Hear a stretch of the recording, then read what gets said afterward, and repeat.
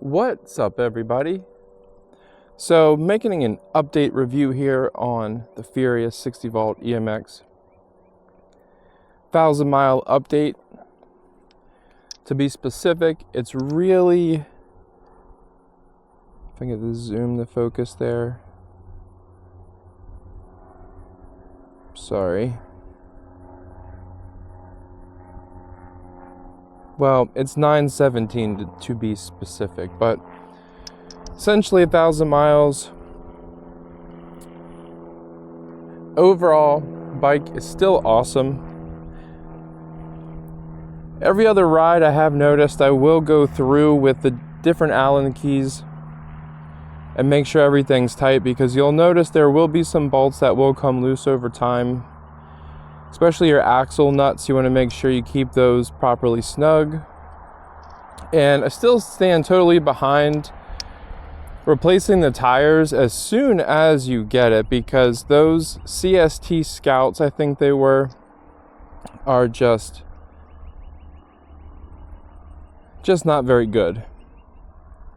And if you plan on actually riding it, doing some serious riding, I really don't think that they are necessarily adequate. I'll just say that. Now, I have replaced the chain a second time. It now has a 122 tooth 8-speed chain, which feels really, really good on it. Of course, I replaced the pedals when I first received the bike. I also replaced the coilover. The air shock that came on it is pretty weak, which makes sense. It's the main cost cutting point, which is also why the bike comes with cheap tires. So again, all of this can be found on Amazon. Not that I'm an Amazon rep or anything, but I ordered everything off Amazon. And I've bled the brakes twice. They get a little spongy, but the first time I just didn't do it enough. It's not that I actually needed to do it a second time, but I just did because I wanted to get them a little bit more firm. I did notice when you're riding, once you get some miles on it, this will come loose and the bike will shut off while you're riding. You'll have to get off the bike, take your key, unlock it, slide the top of the battery off, and then resecure it. Not a big deal, but if it happens, if you're going fast or if you're in traffic or something, it can, well, it could probably be a little bit of an issue potentially, so just keep that in mind.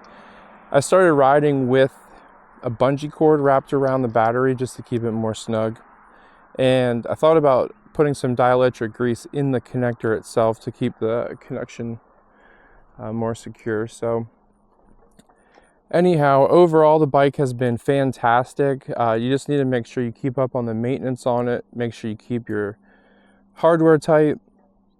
And like I said, you might want to do some upgrades potentially, like upgrading the suspension, tires, chain, what have you, especially if you unlock the bike and go from there. So anyhow, wanted to give an update video on the Furious 60 volt EMX. It's been fantastic.